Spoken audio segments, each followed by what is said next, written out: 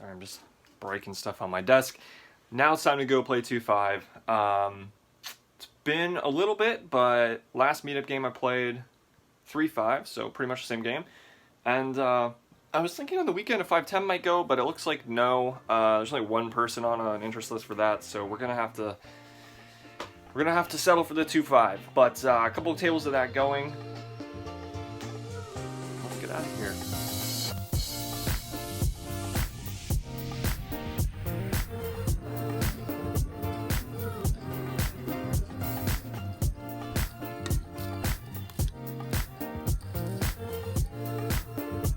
Getting into another cash game session here at Maryland Live. Been playing 2-5 pretty much consistently since getting back from Vegas. I know I kind of did a lot of mixing 1-3 in kind of pre-Vegas, and I just decided it doesn't really make sense to do that. If I'm gonna go drive half an hour to the casino, I'm pretty much gonna play 2-5 or higher at this point. You know, with the other things I'm doing and the amount of time it takes to play, I'd rather play a little bit higher. So I know a lot of people have sort of been complaining long term about the mix of stakes on this channel, but it's gonna be mostly 2-5 from here on out. Remember, if you guys want to check out the community we've got building over on Discord, you can check that link out in the description down below. If you want to support this channel on Patreon, you can go ahead and do that. Also with a link down below. Let's get all the promos out of the way just right away. First minute, sorry. Let's get into it. So in this session at Maryland Live, I actually started out playing 1-3 because I was waiting for a seat at 2-5. That's the one issue with playing 2-5 and above, specifically at Maryland Live. A lot of times they're not running so many tables that you're just instantly seated, whereas at 1-3, it's pretty much the case most of the time. End up playing 1-3 and frankly felt like I could have played my cards blind. It was sort of just a very typical face-up kind of game, and that's not to like say anything disrespectful. It's just that most of the people there were not there trying to take it seriously, right? They're just there having a good time, hanging out, and I just chipped up a little bit here and there, and in, you know, maybe the hour that I was sitting there, I chipped up like 60 bucks or something. So take a tiny win with us over to the 2-5 tables, where I decided to buy in for 800. So in this first hand, we've got $800 in the stack. Middle position opens to 20, and I'm in the small blind with 8-7 of clubs. I make the call, but I could definitely get behind 3-betting as well. The big blind makes the call too, and we go to a flop of king 10-6 with 2 clubs. So we've got a gutter and a flush draw here. Decide to check, planning to probably check raise. Big blind also checks, and middle position puts out a c-bet of 55. I felt like his sizing was kind of annoying in the sense that if I check raise, it's pretty committing if I go big. So I decided to still check raise, but just make it a little bit on the smaller side. Because he's already made such a large bet compared to the pot, our relatively small check raise is a larger percentage of the pot than it normally would be. So I make it 130, and he does make the call.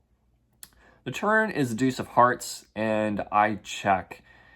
I was thinking about continuing to barrel, but frankly, I wasn't sure that my, flop check raise was really accomplishing what I wanted it to, and I didn't really have a great sense of where I was at. So I decided to just check and maybe see a free card. If not, I certainly have equity to continue. He goes ahead and checks it back though, so we do get that free card, and it is a good one. The river is the 9 of diamonds, so our straight comes in, and we just have to decide how much we want to bet here. When he checks back turn, I think most of the time he's not going to be super strong. He's going to have a lot of one-pair hands, and so I don't want to go gigantic and just blast him off of a king here. So I don't go too much larger than my flop check raise size. I just go to 190, and he doesn't think that long and jams. He jams. He doesn't ask for a count of my stack. He doesn't ask like, oh, how much do you have behind? He doesn't really even look at my stack before jamming, and that definitely plays into how concerned I am about this. Yes, we have the second nuts. Yes, we hit the card that probably we wanted to. Like, probably this is a much better card for us than to hit our club. But it just doesn't feel like this player is going to, first of all, ever have a bluff. He is definitely there primarily for recreation, not for profit. And on top of that, most people aren't going to have bluffs here, period. Even most pros will not. So that just leaves value hands. And the value hands that we beat are few and far between. It seems like pocket tens could occasionally play this way, but it seems pretty unlikely that it checks back turn. Same thing with other sets. And if he somehow has pocket nines here, I don't think he's going to overvalue it like this. So the other hand that makes a ton of sense is Queen Jack. And because of the positions involved, it seems super likely that he can just have every combination of it, all 16 possible combinations of Queen Jack.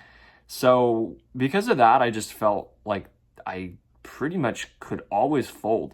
I mean, forget the fact that he's also jamming a pretty large amount, but I think we could fold even if it was a small amount. But it helps that he's jamming like basically 700 some dollars, covering me. And so I do just fold, and he does show Queen Jack. So nice to get a little bit of a reward there, a little of that like dopamine hit from being right there, and just a little bit of a confidence boost going into the rest of the session. In this next hand, we are 7-handed, and I've got $1,000 in my stack. I open in the cutoff with pocket aces to 15, and the button calls. The big blind also calls. Flop comes out ace 10 6 with 2 diamonds. Checks to me, and I could see bet here. It is a wettish board, but if there's ever a hand I'm going to check back, it's definitely going to be aces with the ace of diamonds here. So I do check back. Turn is the 9 of diamonds. The big blind leads for 30, and I now definitely want to raise, definitely need to start getting some value. And even though our hand's not that vulnerable, there are a couple bad cards that can come for us.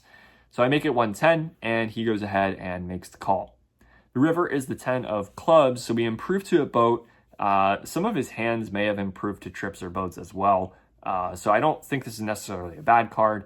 The only bad thing would be if he had like ace 6 or something, or ace 9, and it got counterfeit, but can't really worry too much about that. Got to go for some value here.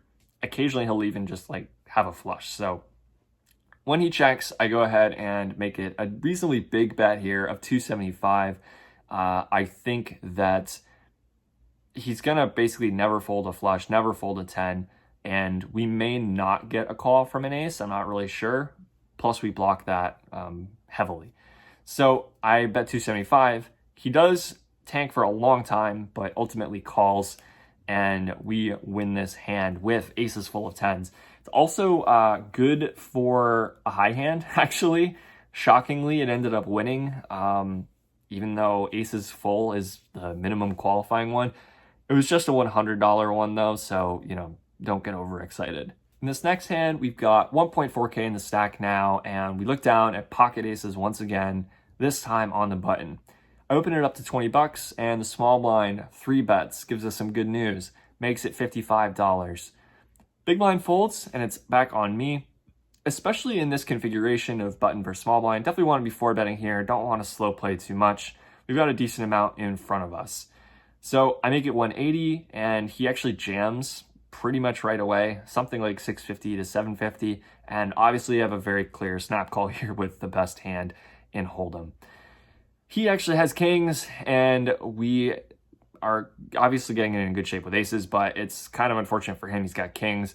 Queen 5-4, queen 9 is going to be no good for his kings, great for our aces, and we add another pretty big chunk to our stack. In this next hand, we're actually down to 6-handed. We're at a must-move game, so, we're just kind of at the whim of the list and the main game. Just gonna have to be playing short-handed here. 2K in the stack, and early position opens up to 20. I'm in the big blind with pocket 5s, and I go ahead and make the call. Flop comes out, pretty great for us. It is Queen Jack 5 with 2 clubs. I check. He bets 30, and I definitely would check raise this at a very non-zero frequency, but I decide this time to just call. The turn is the 6 of diamonds. He checks it back when I check this time, so unfortunately we don't get any value here. The river is the last 5 in the deck, and we make quads. I check because it just seems like I'm not going to get value that often, and we could let him stab here. If he's ever doing some weird slow play thing, then, that's great. but it seems hard for us to get a ton of value either way. He just checks it back, and I actually realized that I improved on my high hand, so I beat my own aces full high hand and end up winning it a few minutes later. But it was the quad fives that won, not the aces full. So let's just get that straight. So the other thing we should get straight is that at one point I put out a straddle. There was a raise to $30, and I put $25 on top, thinking that I was in the big blind, not the straddle. And Evan told me that it was the wrong amount, and I said, no, it's not. And he said, yes, it is. And I looked down and I said, yes, it is. And, Evan, I really thought this was going to be a better story than it ended up being. So, we're gonna have to work on what qualifies as like noteworthy for the vlog. Okay, moving on. In this next hand, I've got 2.2k in the stack, and I'm actually straddling. I think we're doing a round of straddles at the moment. The button opens it up to 40, and the big blind makes it 190 off of a stack of about 400. Again, I am in the straddle, but I look down at pocket jacks. I'm significantly deeper with the button, but with the big blind, I'm pretty happy to just get it in here. I decided to make a cold 4-bet and just make it 400 out of the straddle. The button just ends up folding, and the big blind, of course, gets it in with us, and he's got ace-king of diamonds. Flop comes out, queen 8-7, so pretty safe for us here. The turn is another queen, and the river is another 7. So we hold here against ace-king of diamonds.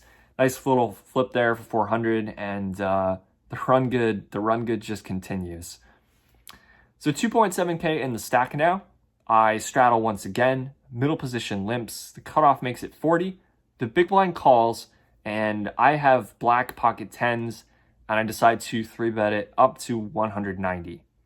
The cutoff is the only caller. No, excuse me. The cutoff calls, the big blind calls, leaving himself 350 behind, and we go 3 ways to a flop, which is just insanely good for us. It is 10-8-7 with 2 spades.